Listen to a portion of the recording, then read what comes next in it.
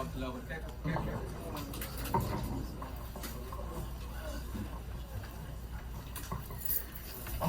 أكبر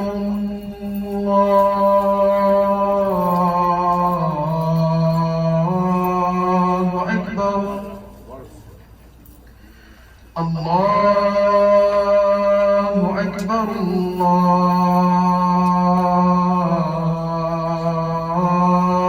الله أكبر أشهد أن لا إله إلا الله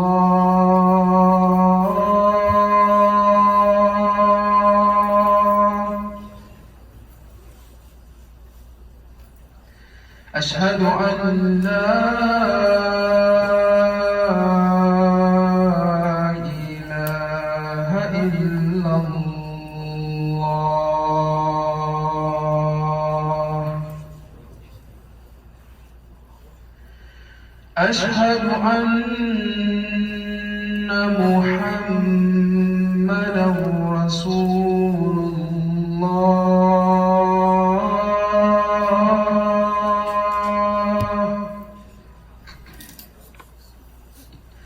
أشهد أن محمدا رسول الله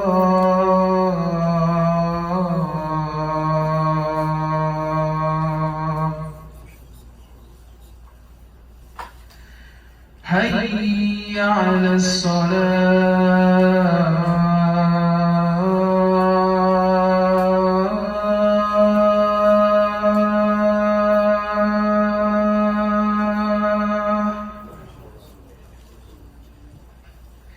حي على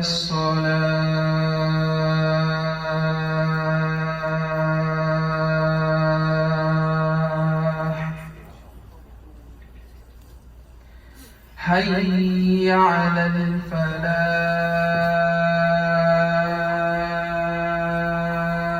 الفلاح حي على الفلاح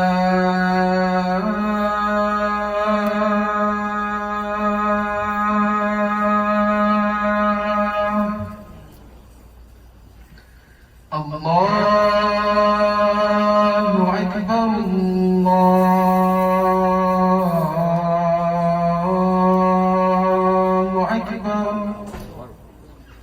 لا إله إلا الله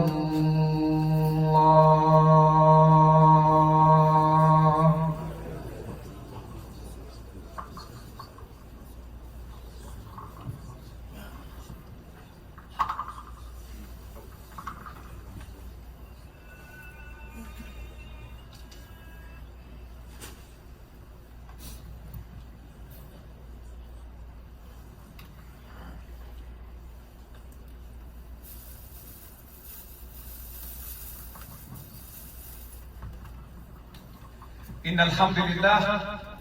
الحمد لله نحمده ونستعينه ونستغفره ونؤمن به ونتوكل عليه ونعوذ بالله من شرور أنفسنا ومن سيئات أعمالنا من يهده الله فلا مضل له ومن يضلل فلن تجد له وليا مرشدا ونشهد أن لا إله إلا الله وحده لا شريك له ونشهد أن سيدنا محمد الله ورسوله أرسله الله بالهدى إلى الناس كافة ودين الحق ليظهره على الدين كله وكفى بالله شهيدا يا أيها الناس اتقوا ربكم الذي خلقكم من نفس واحدة وخلق منها زوجها وبث منهما رجالا كثيرا ونساء اتقوا الله الذي تساءلون به والأرحام إن الله كان عليكم رقيبا يا أيها الذين آمنوا اتقوا الله وقولوا قولا سديدا يصلح لكم أعمالكم ويغفر لكم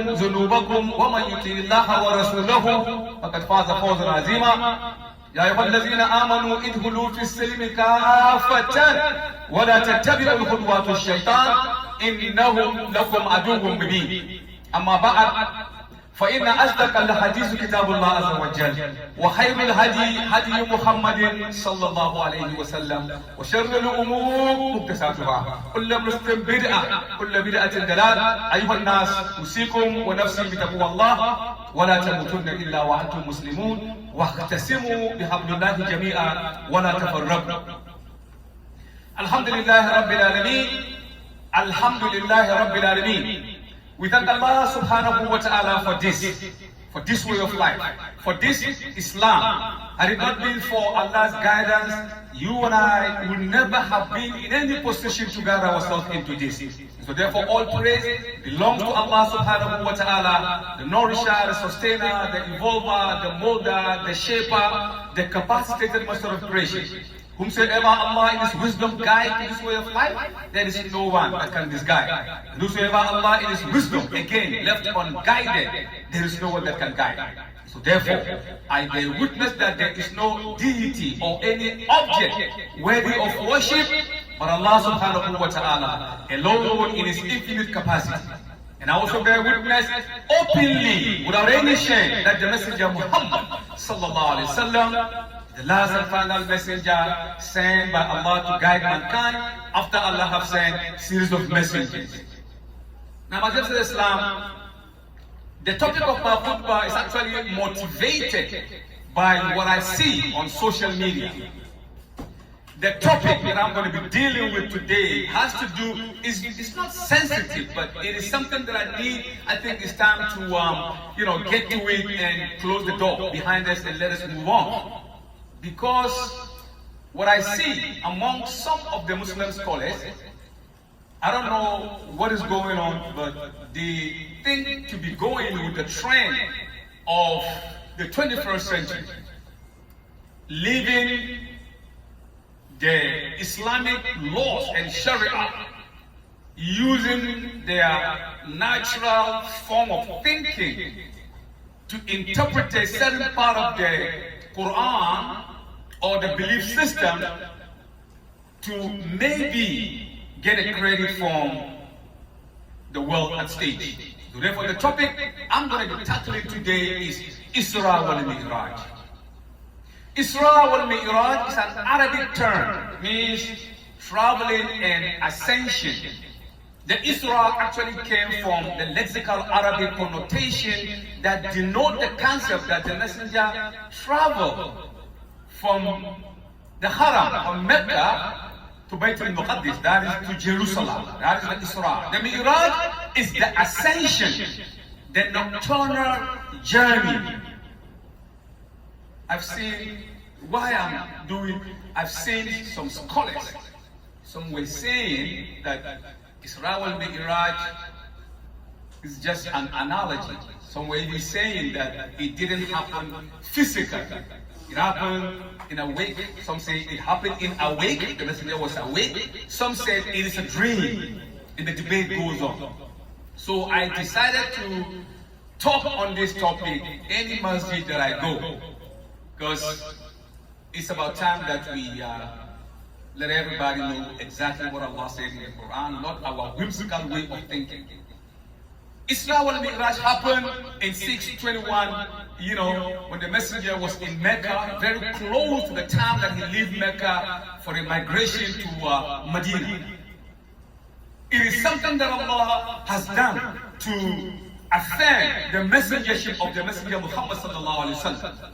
It also give him the power, give him the will, and also give him that yaqeen, the belief in Allah that he has already. Allah wants to supplant him and strengthen him.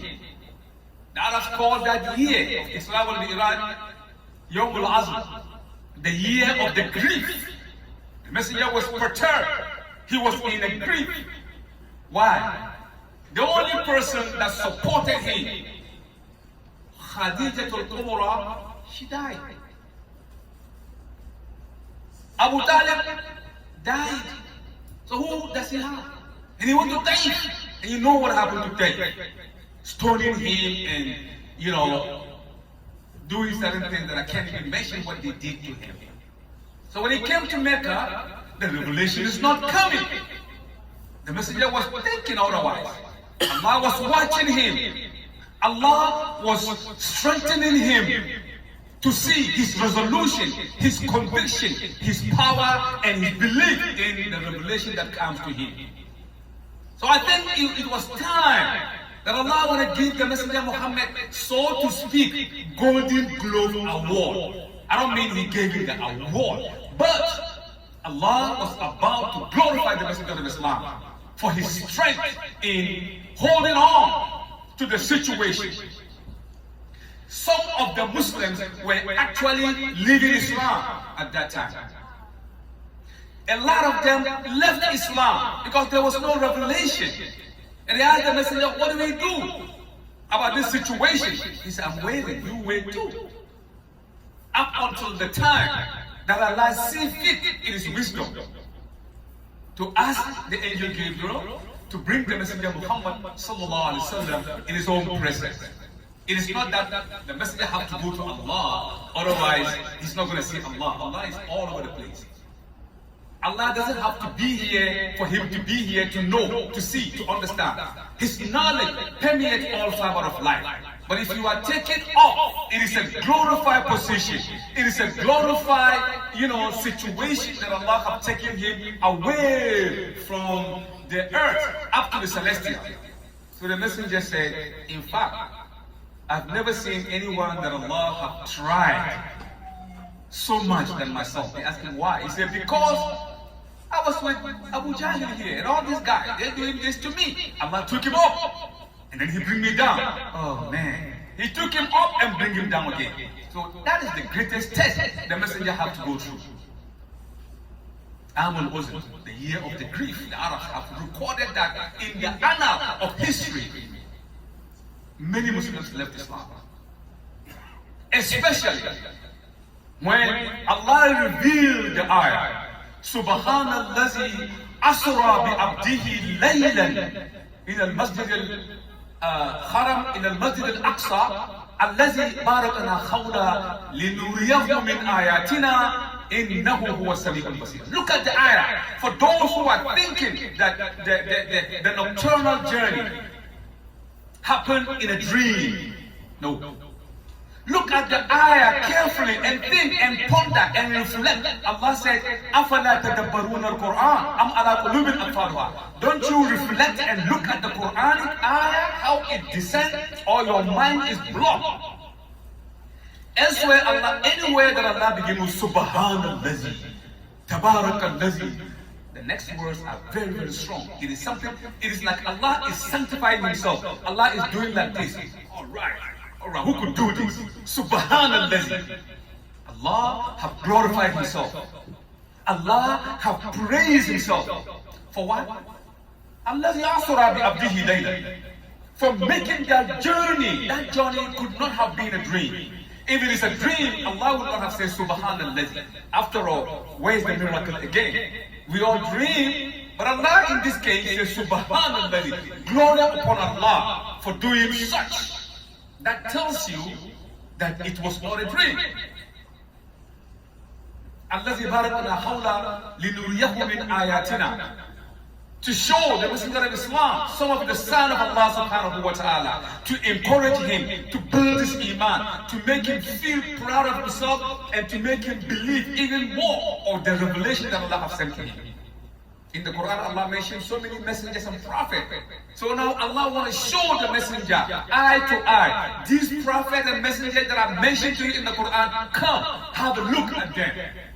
Let your iman go to the next level.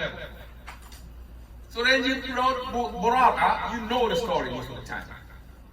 The messenger climbed on the Buraka and they left to Jerusalem. On the way, the messenger saw a lot of things that there will be no time for me to express and, expatiate more on what happened. The jinn, the angelic, the other beings that you and I cannot even think of. The messenger was sent unto them. Along Isra and Miraj, the messenger had an opportunity to present his being the last messenger for the whole of mankind. Because Allah sent him as a mercy for the whole of mankind. وَمَا أَرْسَلْنَاكَ إِلَّا كَافَةً لِلنَّاسِ. I have not sent thee, O Muhammad, but for the whole of mankind. وَمَا أَرْسَلْنَاكَ إِلَّا رَحْمَةً لِلْعَالَمِينَ. You are a mercy for the whole of mankind. Alameen, not A'lam. Any world that you can think of that you know, some you don't even know. تسبح له السبع السماوات ومن فيهن وإن من شيء إلا يسبح بحمده ولكن لا تفقهون تسبيحه. All what is in the heaven and earth and other places that you don't know, do glorify Allah. Other beings that Allah have created, they all glorify Allah, but Allah said, "Walakin you, mankind, cannot understand how they glorify Allah because they are not human beings. They are other beings that Allah have created that we don't even know." Among other things, the West, based upon technology, they're talking about UFO, unknown foreign object. They can tell something is there. Something is there, but we've never had our hands on it. This guy, they know there is something. So Allah's creation, it is not just us. Another ayah make mention that He is the one that created the heaven and the earth and anything that is in between them. And when it's time for Him, He could bring all the beings, all the creation together. Is it possible that towards the end of time we might have contact with the other beings that we think they exist? It's possible. We are the least of Allah's creation. The creation of Allah is so big. أَأَنْتُمْ أَشَدُّ خَلْقٍ أَمِ السَّمَاءِ بَنَاهَا رَفَعَ سَمْكَهَا فَسَوَّاهَا. Are you, look at you, are you more powerful to create than the heaven and earth that Allah have created other beings? Then Allah said, لَخَلْقُ السَّمَاوَاتُ وَالْأَرْضِ أَكْبَرُ مِنْ خَلْقِ النَّاسِ وَلَكِنْ أَكْثَرَ النَّاسِ لَا يَعْلَمُونَ. Allah's creation is bigger than you. More, much bigger than you. But by virtue of you being a human being, Allah has glorified each and every being. وَلَقَدْ كَرَّمْنَا بَنِي آدَمَ وَحَمَّلْنَاهُ فِي الْبَرِّ وَالْبَحْرِ إِلَى آخِرِ الْآيَةِ. Allah has created you. Allah is happy that He's created you. Allah has given you the glory that Allah need to give you. You don't see no elephant holding a young man, with a rope, the elephant dragging him, or a lion dragging, a human being. But you always see a 6-year-old, 5-year-old, with a rope tied to the neck of elephant and lion, and they do his bit. Allah glorify human being. وَلَقَدْ كَرَّمْنَا بَنِي آدَمَ.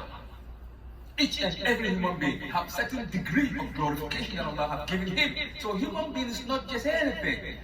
Allah is praising the fact that He created human being. And the Messenger of Allah, being him the last messenger sent by Allah subhanahu wa ta'ala, Allah gave him the gift of Isra and Miraj. And then when they came to Jerusalem, Baitul Maqdis, He gave Salah. He led the Prophet, those who came before Him, He led them to Salah to show His leadership amongst them also. These are some of the gifts that Allah has given Muhammad sallallahu alaihi wasallam. So He left Mecca, from Jerusalem, the first heaven, second heaven, all the way. You know the story. And eventually, He met Musa alayhi salam, and the interlock go between Musa and Muhammad sallallahu alaihi wasallam. The 50 salat have to be reduced. Eventually, it became 5. So the Musa said, "Look, but Israel, we give you 3, morning, afternoon, and evening. They don't even do it. You got 5. Why don't you go to your Lord and ask? Maybe He will reduce it again." The messenger opened his mouth to say, "I'm too shy, I can't." He was about to say that, then they hear a voice telling them, "Look, that's it. The 50 salat is still what you are doing. Because each salat that you do, get 10 reward. So the 5 is still 50. Can you imagine if we're doing 50 salat? We wouldn't even have time to do so many things. We can't even do our mundane things that we do. We can't even do that. But Allah in His wisdom make it such. Up until the time they reach very close to the throne that Allah wanted the Messenger to reach. Rafra, Sidratul Muntaha. These are layers that you can't even put the number in terms of the distances. You don't know. It's gone for your own. Allah will make it happen. After the time that they reach Sidratul Muntaha, the angel said, "Muhammad, it's your time to go. I can't go. Matter of fact, I've never been to this position. It's by virtue of you that I was able to come here." The messenger was about to open his mouth to say, "But Jibreel, man, how can I?" Then Muhammad, he found himself in the presence of Allah. Now the question is, If you happen to find your soul in the presence of Allah, how are you going to say salam to Allah? What would you do? How are you going to greet Allah? Remember, we have to cut the story so big. So the Messenger of Allah's heart was infused with knowledge and wisdom. So Allah, the Messenger said, I was about to take off my shoe because I was thinking about Musa alayhi salam when he came to the throne, the mountain. Then I hear a voice telling me, come, oh Muhammad, all this thing that you have seen, it is meant for you. It is for you. Just come in. So Muhammad, he went. The Messenger said, what he saw, no word in mortal language will be able to explain that. There is no language that can describe what the Messenger saw. There Allah communicated to the Messenger of Islam, whatever he gave him, whatever he asked him to tell, not to tell, whatever. The communication went on between him and Muhammad. So he went, At-Tahiyatullah, Az-Zakiyatullah, At-Tayyibatullah. That's when the wisdom, the knowledge that Allah infused in him, make him to make those pronunciations. So when he reads Assalamu alayka ayyuhan nabiy, Allah put that. Assalamu alayna wa ala ibadillah as-salihin. The Messenger put his inside. He's thinking of us in the presence of Allah. When he made that mention, Allah said, Assalamu alayna wa ala ibadillah. Then Allah said, Ashhadu an la ilaha. So you see how the Messenger loved us so much up to the point of him being in the presence of Allah subhanahu wa ta'ala. He never leave an iota of our benefit in the sight of Allah subhanahu wa ta'ala. Some of the stories read that Allah gave him everything. Among the things that Allah had given to Muhammad sallallahu alaihi wasallam was, some he said, tell it to the whole world. Some tell it to those whom you trust. Some keep it is between myself and you. Some of the hadiths couldn't even mention that. Some couldn't mention that. Some said he saw Allah. Some said he didn't see Allah. Like Aisha, radiallahu anha, she said the Messenger did not see Allah. Because in the Quran Allah said, no eye can see me. لم يلد ولم يولد ولم يكن. He doesn't have likeness. What are you going to do? Likeness how? If Allah is here, that means he's not here. If he's here, that means he's not here. How are you going to quantify Allah with your eye? The side that we can see Allah could be in Jannah. So Abdullah bin Abbas said, well, when the Messenger went to Isra al-Miraj, how old was she? She couldn't have known that. Some maintain that he saw Allah, but the Messenger didn't clearly say, I saw Allah. It was left for the jurisprudence of Islam. Some interpreted it. So my stand is this. If you say the Messenger saw Allah, it is your conviction and your belief that makes you to say that. And if you say the Messenger did not see Allah, the Messenger did not say he saw Allah. He didn't say he saw Allah. So whichever position you take, there shouldn't be any qualm about that. أقول قول هذا وأستغفر الله العظيم لي ولكم واستغفروه إنه لكم غفور رحيم.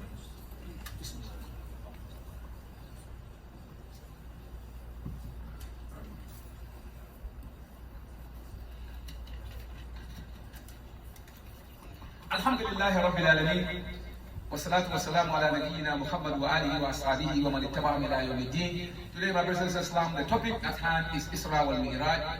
Isra al-Miraj, it is a miraculous nocturnal journey that the Messenger took. So when the Messenger came back from Isra al-Miraj, let's cut it short.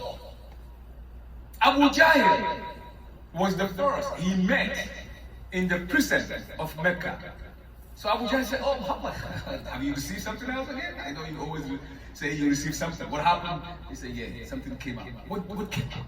He said, well, I went to Jerusalem yesterday, the last night, and then I'm back. What? Really? Okay, Mohammed. See, that's what I like. Can you tell everybody when I get people together, can you tell them the same thing you tell them? Of course. We went to the Kaaba here. Abu Jahl called a lot of people. Listen to what the Messenger Muhammad was saying. Muhammad, tell them what you saw. Where you went. Muhammad opened his mouth and he enumerated what happened to him last night up until this morning. Right away, people say, man, that's the biggest lie we've ever seen in our life. With our red camel, it takes us 2 months or 3 months to go to Jerusalem and back. And you are telling us that last night you went and came. Laylan. in the shortest time of the day. The word laylan can be interpreted to me, it's like in a flash. It happened in a flash. With Allah, time doesn't exist. Allah don't need time to operate. We need time to operate. So the bonfire could have been maybe 5 hours, but with Allah, it's less than 1 millionth of a second. So he made this enumeration that he went to Jerusalem and he met the prophet this and that, and he went up and this and that. So people started laughing and said, now they believe you are Majnun, they say. Now we believe. You have given us the reason to believe that what we are saying about you is the truth. How are you going to sit in front of us and tell us the biggest lie we've ever heard, that you went to Jerusalem and came back, when we have red camels that are very strong, 3 months, 2.5 months journey? You make that within a few seconds, right? Yeah, right. You expect me to believe that? Some Muslims begin to leave Islam because they can't carry that. It's too heavy for them. They couldn't. But what? Allah was sieving. Allah was cross-examining those who believe in Islam. Allah is sieving. He is sieving the people, getting those who have the iman. Upon them, Islam will be built. So those who have that conviction were those who stay with the messenger, and upon them, Islam was built. Among them, Abu Bakr, as-Siddiq. He was not there when the messenger came to the Hijaz area. I mean, to the Meccan crescent of the Kaaba. So on his way coming home, he met Abu Jahl again. And he said, come. Abu Bakr, you're the one that you just accept whatever Muhammad says, you accept. Let me ask you something, Abu Bakr. If I tell you that last night, in a few seconds, I went to Jerusalem and came back, and then I did this and that and this and that, would you believe it? Oh, how can I believe in you? How could you do that? Abu Bakr said that. How could you go to Jerusalem within a few seconds and be back last night? Man, please stop playing with my mind. Abu Jahl said, yes. That's what your friend told us a few minutes ago. Abul Qasim. That's what he said. He said that? Did he actually say that? Those who were there, they confirmed. If he indeed said that, that is the truth.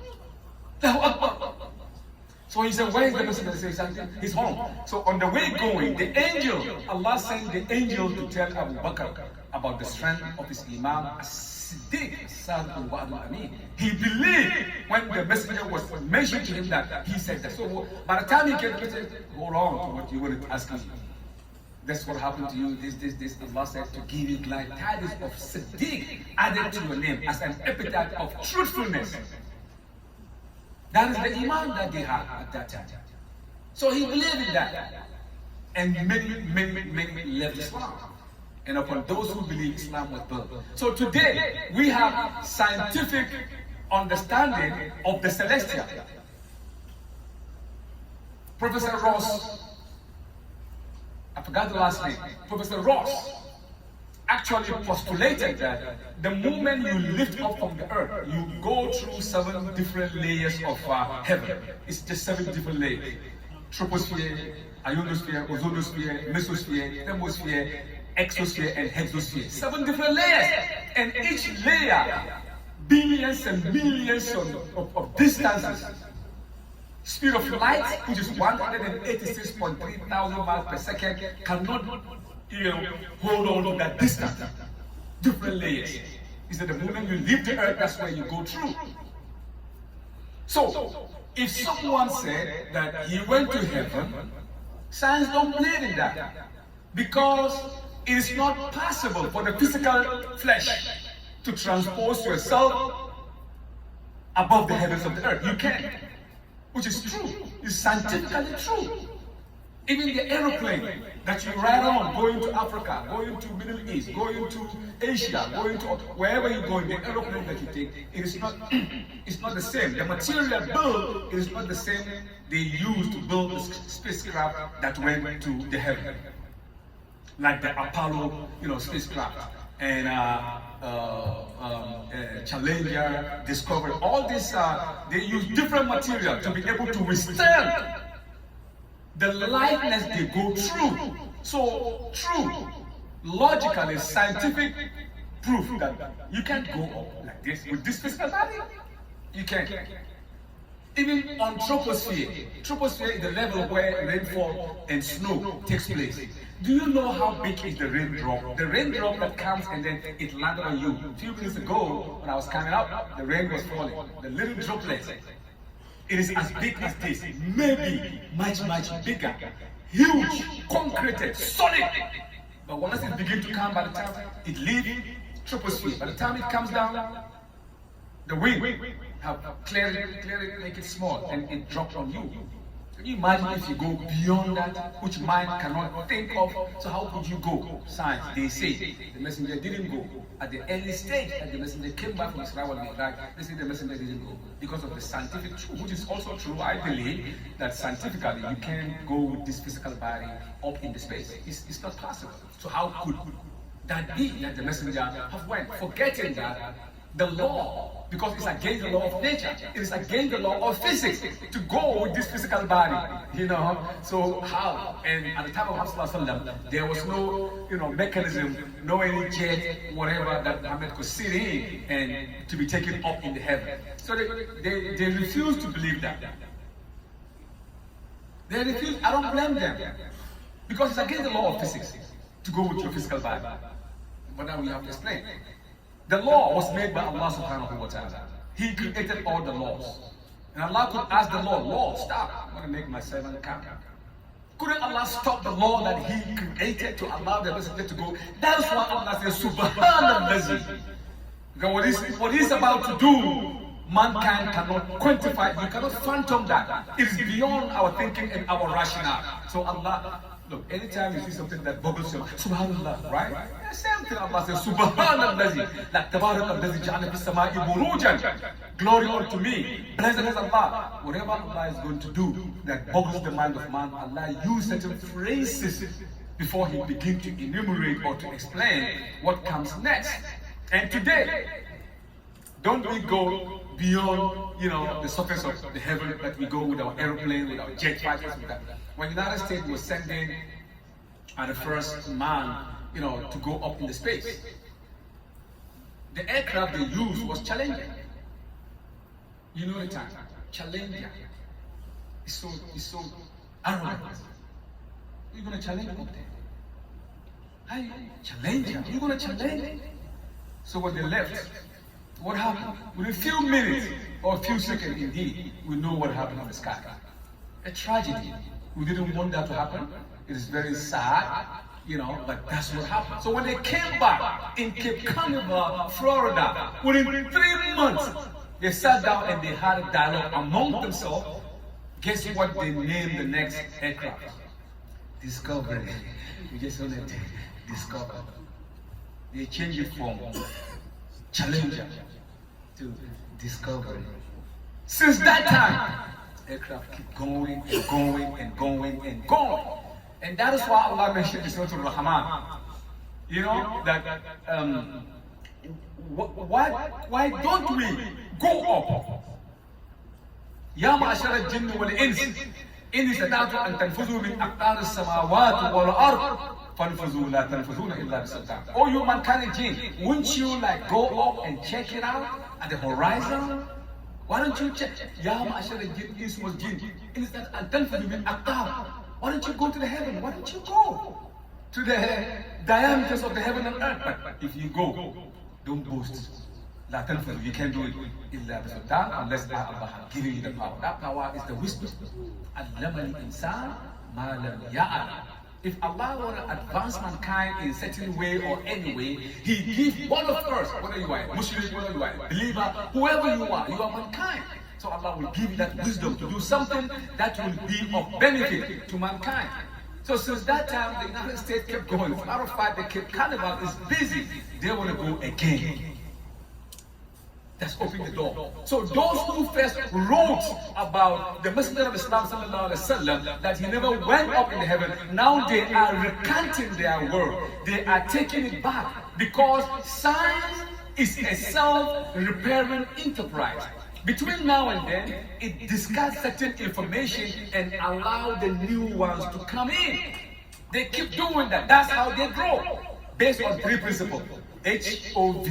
Hypothesis, they think about it, they hypothesize it, then they observe whatever they hypothesize, then they verify it. So it's HOV, true hypothesis, observation, and verification. Now they are realizing that it is possible for human beings to actually go into the heaven and the earth.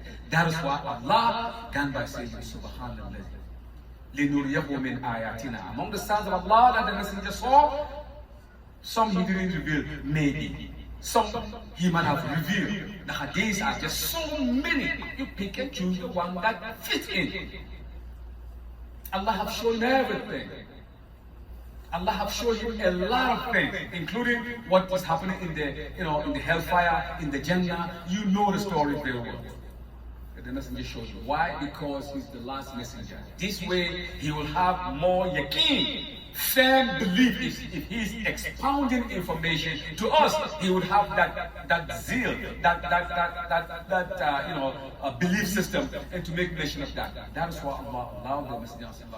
If it's a dream, Allah will say, Subhanallah, Asra. This is man. Man is always like that. Man is always like that. Anytime you come with the truth, you're going to face a lot of, opposition. All the time. But if you come with the truth, nobody is going to listen to you. You face a lot of opposition. But if you come with anything that is vice, this guy that's saying on a stadium, command 2 million people watching him, some falling down, and, look at dancing and drinking, doing things that is not consistent with humanity. Yet, if you do that, you're going to make a lot of money, and they're going to cheer you, and they're going to raise you up, sort of like Hollywood. It's like a mirage. Come. Once you get there, you see the mirage. The mirage is over there. Once you get there, it's over there. Once you get there, it's over there. That is Hollywood. That is the dunya. The messenger said, "Kun fi dunya ka'annaka al-gharib aw abir sabil." Be on earth as if you are a stranger, or someone that has gone to a little town, eventually going back. Islam started out so very strange. The messenger said it's going to become strange again. So give glad tidings to the strangers, us. You've got the truth.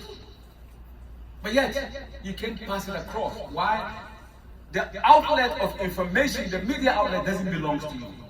If it is, can you imagine if it is the other religion that have all the information that we have in the Quran, we will not even go to sleep. It will be 24 hours on their television, showing this and that and this and that. But it's Islam. It is Islam. Do the best that you can. That's all. You do the best that you can in this dunya. You can't force yourself to do things just because somebody says this or somebody says that. There's going to be a lot of interpretation of certain movements, certain information, certain this and that. I'm going to be, just so many things that is going on today on the internet. You got to be careful with the internet. There's so many ideologies, so many information, so many disparity, and so many, sectionalism, so many division. But the messenger said, should I show you something that if you hold on tight, you will never get lost? That is the Quran and my way of life. Once you hold these two things, that's it. You are free, and you do the best that you can. That is why Allah gave us to the Quranic translation, the Quranic interpretation by the Quran, and the Quran by the Hadith, and then by the Qiyas, and Jummah, and your own thinking. You could use the Quran, the Hadith, and Ijma'a, whatever the scholars sat down and think about, you could go with it all. You could use your God-given bodily sense and mental powers to process the information. If it is consistent with the Quran, fine. If it is not, you let it go. Islam is so very simple. I've never seen the simplest religion on the face of the earth than Islam. I've studied a lot of religions. But anytime I remember that I'm a Muslim, I go down in prostration glorifying Allah for the simple fact that I'm a Muslim. It is something that is a gift from Allah subhanahu wa ta'ala. It's not that I was born in Islam or you were born in Islam. There's a lot of people that were born in Islam but they left Islam. It is a lot that they were not Muslim, but when they found Islam, they hold on tight to it because they have been or have seen the opposite side of the coin, and now they hold on tight to Islam. So the Quran said, أَفَمَنْ شَرَفَ اللَّهُ صَدْرَهُ لِلْإِسْلَامِ فَهُوَ عَلَى نُورٍ مِّن رَبِّهِ. If Allah loves you, want to give you a priceless gift, He expands your breast and He infused Islam in it. Then Allah says, woe unto the heart that is devoid of Islam. So being a Muslim is a gift. It is not a culture. It is not a tribe. It is not a race. It is not a pedigree. It is not like that. Islam is just a gift from Allah subhanahu wa ta'ala. The end of what I'm going to be saying, like I say all the time, we live in the western part of the world. Some of you came from Africa, some came from Asia, some came from Middle East, some came from Australia, from all over the world. You here. And like I said all the time, I just came back from Africa like 8 days ago. I've been to 11 countries. And anytime I go to Nigeria, Abuja, go to an American consulate or American embassy, I'm telling you the long line that you see, it starts from Friday night. They make a line from Friday night, Saturday, Sunday, and Monday for offices open. From here till thy kingdom come. Each and everyone want to come to America. People could sell their house if they have, a belief that they're going to get a visa. They will sell whatever they have to come to America. So now Allah make it easy for you. You are here in America. You think it's your smartness, your wisdom? No, it is the will of Allah subhanahu wa ta'ala. Just like Allah willed it, so that when Allah said, وَمَا أَرْسَلْنَاكَ إِلَّا كَافَةً لِلنَّاسِ بَشِيرًا وَنَذِيرًا وَلَكِنَّ أَكْثَرَ النَّاسِ لَا يَعْلَمُونَ. We have not sent you Muhammad, but for the whole of mankind, warning them and guiding them, because most of mankind do not know this religion. In spite of the fact that Islam is the fastest growing religion, yet it is the most misunderstood religion in the world, the most misunderstood. So when Allah make it easy for you to come here, I come in my village, my mom and my sister, they put 3 stones, 1, 2, 3, and they put a pot on it, and they put your wood. Does this sound like you too? Yeah. And they begin to farm, and the smoke is all over the place. You are in America, you don't have to do that. You got your nice little kitchen and everything, setting. Allah doesn't want you to do that. Allah make it easy for you here. Like the people that you come and met, the American indigenous, they don't put no 3 stones and pots. You dress like them, you walk like them, you talk like that. In the living room, you hang out in your living room, you got your remote, just like them. In return, what would you do? Deliver the message. Cross your legs, sitting home and couch potatoing. The reason why you are here with Allah is to deliver the message. You might tell me I'm here to go to school. I'm here because of politics. In my country, they might kill me if I go back. Yeah, true. But these are material reasons. These are physical. The true reason why you are here is to deliver the message with your wealth, with your wisdom, with your position. Deliver the message anyhow. Do you like the way, what you see, how they walk on the street? You like it? No. You like the way they eat on the street? You like the way they talk, do so many things, they dress, this and that? I don't think you like it. So what would you do? Me and you were once like that. My our great grandfathers were once like that. But the Sahaba travel, according to Imam Ghazali in his book Ihya Ulumuddin, the second aberration. He said more than 75% of the Sahaba died outside Arabian Peninsula. They died outside because they understood وَمَا أَرْسَلْنَاكَ إِلَّا كَافَةً لِلنَّاسِ, for the whole of mankind. Then Allah said, وَلَكِنْ أَكْثَرَ النَّاسِ لَا يَعْلَمُونَ. They don't know this religion. So the Sahaba left. They left. In fact, in Istanbul, I saw over 25 Sahaba. I said, SubhanAllah, this Sahaba that I read the hadith, that's him. They died outside. You go to Jordan, you go to Africa, you go to Ethiopia, they died, disseminating Islam. So you are here. This is the belly of the beast. They say, deliver the message. Do the best that you can. You are the best that Allah has chosen. You, the Muslim, are the best of people chosen by Allah to guide others. Why would Allah choose you? Are you better than the Christians? No, the Jewish were chosen, but they failed, and they failed miserably. And then the Christians were given the chance. They too failed. They failed. They deviated entirely from the path. Then Allah said, now, Khair ummat, you are the best of people. I have evolved. Why? تَأْمُرُونَ بِالْمَعْرُوفِ وَتَنْهَوْنَ عَنِ الْمُنْكَرِ. Giving them glide guidance and guiding them and forbid them from doing wrong. Now, if you didn't do these two things, then you are not the best of people chosen by Allah. So do the very best that you can. I'm going to start going out to the prison system. I'm going to go to the West. Now I have 11 prisons that I go all over the United States. Why would I go to the prison? Deliver the message. And alhamdulillah, most of our brethren accept Islam when they are in the penitentiary because they have nothing but time. They have time to read.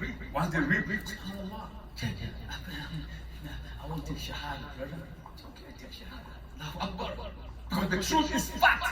وَقُلْ جَاءَ الْحَقِّ وَزَهَقَ الْبَاطِلِ إِنَّ الْبَاطِلَ كَانَ زَهُوقًا. Truth have come, falsehood will perish. Anytime truth comes, falsehood is bound by nature to perish. But if you don't deliver the message, whilst you are here, where are you going to deliver the message? Back home? No, do the best that you can. Otherwise, Allah is looking and watching you. As I said, Islam, the Masjid is also didn't just happen to be like here. We got light, we got fun, we enjoying, we got to pay for the water, we got to do a lot of things. Give as much as you can. Give as much as you can because you never know whatever is in your pocket, whether it belongs to you or not. Even if it is $1, give. Even if it is 50 cents, whatever you can give. But because before the death comes to you. Because when the death comes, you say, oh my God, take me back to the dunya, I have this and that, I'm going to give. I said, when the time of death comes, Allah will not give you a second to go back and rectify things that you're supposed to be rectifying. This is it. So give as much as you can. So the masjid will keep on going. Allah make it easy for you. Allah bless you and protect you and give you long life. Those of you who are sick, Ya Allah will ask you to give health. Those of you who are healthy, Allah will ask you to increase more health. Those of you who are looking for their status of citizenship or being documented, Allah will ask you to make it easy for them to be documented. Those of you who have the documentation, Allah will ask you to put barakah in it. Our children that we bear in this country, Allah will ask you to give them the wisdom, the ability to stand still and solid in this religion of Islam. Our women folk, let me take off my hat for them. They are doing a very wonderful job no matter what you and I say. Allah will ask you to strengthen them and to keep them on the right path. اللهم ربنا آتنا في الدنيا حسنة وفي الآخرة حسنة وقنا عذاب النار. اللهم ربنا اغفر لنا ذنوبنا وكفر عنا سيئاتنا وتوفنا مع الأبرار. اللهم ربنا اغفر لنا ولإخواننا الذين سبقونا بالإيمان ولا تجعل في قلوبنا غلا للذين آمنوا ربنا إنك رؤوف رحيم. اللهم صل على جميع الأنبياء والمرسلين وعلى كل الملائكة المقربين وعلى عباد الله الصالحين برحمتك يا أرحم الراحمين. عباد الله إن الله يأمر بالعدل والإحسان وإيتاء ذي القربى وينهى عن الفحشاء والمنكر والبغي يعظكم لعلكم تذكرون ورزق الله تعالى على وأعز وأجل وأتم وأخم وأكبر وأقيموا الصلاة يا عباد الله.